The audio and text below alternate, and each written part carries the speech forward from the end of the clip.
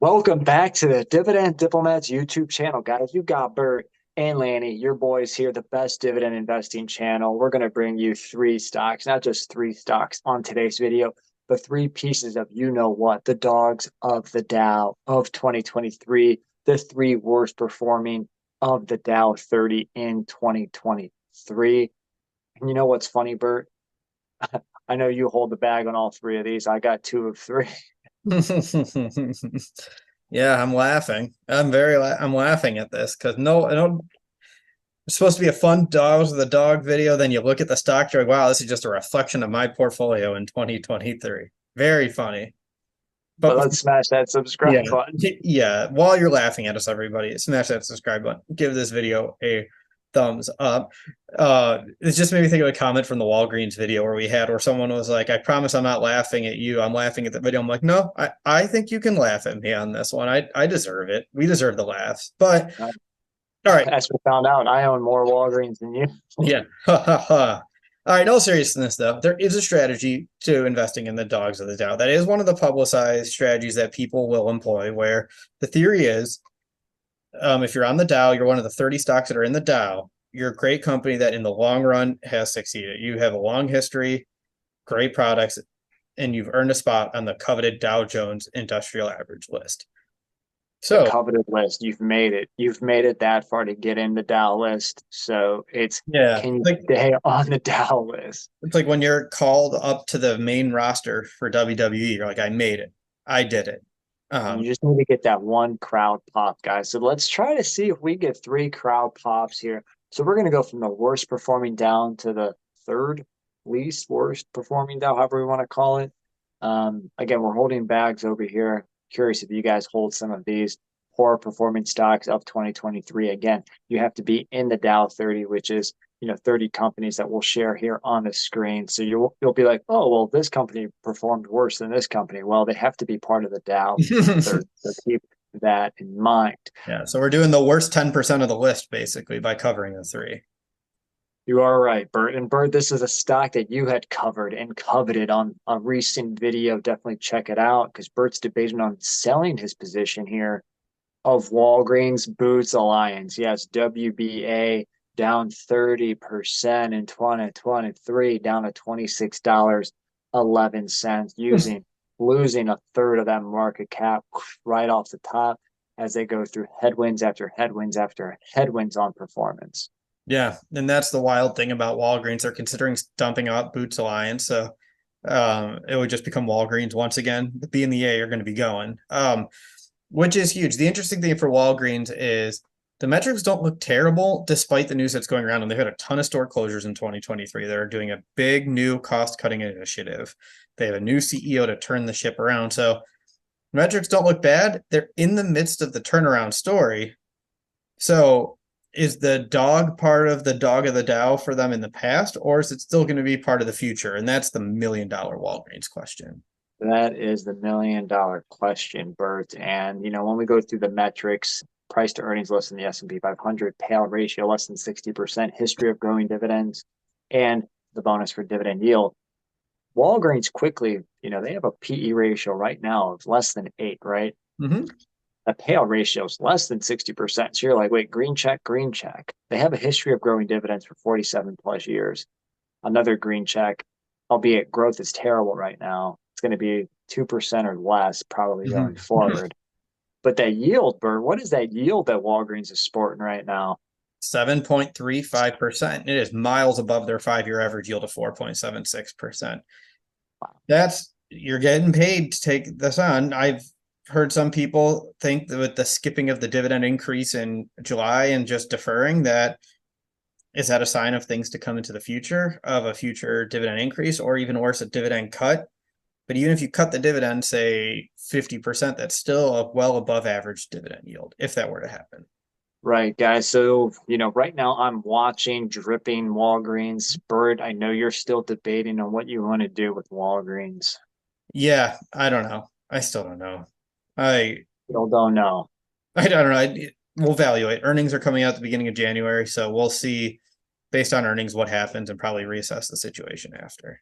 Guys, that was Walgreens stock WBA. We'll show the metrics here. What do you guys think of the worst performing dog of the Dow in the comments below? Are you holding the bag on this one? But the question is this is the next dividend stock we'll talk about on this Dow, on this dog of the Dow list. And if anything, I think the metrics are looking fantastic here. And I think though they're on the dog of the Dow list, I don't think it matters. I think this is going to be a good performer stock for the next decade plus. Bert, you want to do the honor since you own it? Sure. And I talked about their big competitor, but I still feel the same way about both the two companies. Number two is Chevron, ticker symbol CVX. Chevron's the other part of the big race to take over the Permian. After Exxon announced their Pioneer Resources acquisition, Chevron followed suit with their own version of the acquisition to grow in that area. So they are part of the arms race.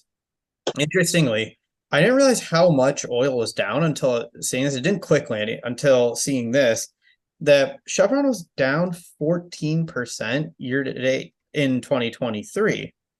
I just didn't realize that. It's so oil, despite the fact that all the companies are making moves and taking the next step to grow and get to the next level, the stock didn't match. So I think that's the interesting piece. That is a very interesting piece. And Bert, I know, yeah, you own Exxon. They're, on your list right now. But you also own, Chevron. We'll quickly go through the metrics here, I own them guys. all, Andy. I own Exxon, Chevron, Shell, BP, Total, Occidental Petroleum, KMI. KMI. Yeah, how can I forget? I got the big seven. I don't think it's an official because it's Bert drinks oil for his coffee. You might think it's coffee in the coffee pot, but it's actually just a nice barrel of oil that he got during COVID. They paid him to take it because they had nowhere to put it. Yeah, so all right, let's look at these metrics here. Let's run them through. Their price to end 2023 is 149.16. Earnings per share is 14.17. That's a PE ratio of 10.53. Wow. Low PE ratio. Similarly, on the dividend payout ratio, paying $6.04 per share for the year. 43% dividend payout ratio, lower than Walgreens that we just talked about, which does parlay into a pretty decent dividend growth rate. For what's the growth rate been like for Chevron? Yeah, it's 6.15% on a 5-year average, and they've increased it for 36 plus years. So they have one of the longest dividend increase streaks in the oil sector. And there's no reason why Chevron can't keep up a strong dividend growth rate. That's what we want, and that's why we bought. And you can catch Chevron right now yielding over 4%, well over the S&P 500. A very good pair with the dividend growth. Chevron down 14% again in 2023, a 10 PE, a 43% payout ratio. Real solid for Chevron. If I didn't already own Shell, my wife does own Exxon, Total. We have a few oils as well in this household. I would say this is definitely a great stock to buy here in 2024. For what's your take? No, I very much agree. As I said, the same reason why Exxon was my top stock pick, I think Chevron is the exact same. So metrics are very much in line with them. So let's go to number 3 here. Remember, recap. The worst performer was Walgreens. They were down 29%, 0.79%, 29.79. Don't want to leave that last part off. Chevron was the number 2 worst performer, down 14%. Number 3 was down 12%. Lanny, who is the 3rd worst performer of the Dow in 2023? I feel terrible about saying it because I know this is one that you hold near and dear to your heart. And somehow they were the 3rd worst performing dog of the Dow here, down 12%. Is Johnson and Johnson, good old reliable ticker symbol J and J, good old consistent dividend stock here, spun off, split off Kenvue, KVUE during 2023, still managed to still squeak out a dividend increase, not just maintain that dividend. And yeah, they're down 12%. What a great dividend stock. What a story here, Bert. Yeah, it is an incredible story. And they had so much noise in 2023. And it was so much unnecessary noise, to be honest with you, because I feel like they made the Kenvue split off significantly more complicated than it had to be. Shareholders were confused. You and I couldn't figure out what the heck was going on. So it's nice that that's behind us. We turn the calendar, we start fresh. And now they're just dealing with the lawsuits that have always been there, but it's just somehow a lot less noise than what we just experienced. Yeah, I couldn't agree more. And the metrics always speak for themselves. They always seem to be a great stock to buy based on metrics. And that's what we're about to dive into. trading at 156.74, again down 12% this year, but the expectations are well over $10 in earnings per share at 10.7, up below 15 PE ratio, right where you like to see J&J. Yeah, that's right. And their payout ratio is oh so sweet with that $4.76 annual dividend. That's a perfect payout ratio, 44.49%. And Bert, one of the reasons why I know you and your wife bought over 200 total shares of this company was because of them not just being a dividend aristocrat, but being a dividend king with 60 plus years of growing it. Yeah, crown the gosh damn guy over here. 5.83% average dividend growth rate. It's pretty much at or around there, give or take a percent, between that 5 to 7% almost every year. Yeah, So it's beautiful. Yeah. And we're expecting it to keep going despite the spinning off of the Kenvue.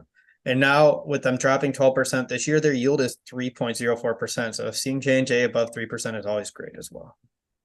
I'm going to say what I said about Chevron. Great metrics, great stock to buy here in 2024. You can't go wrong really buying J&J stock, whether it's for the income or for the future growth prospects. Now that they're kind of a different entity going forward, I think you're going to be in good hands. Yep, I agree.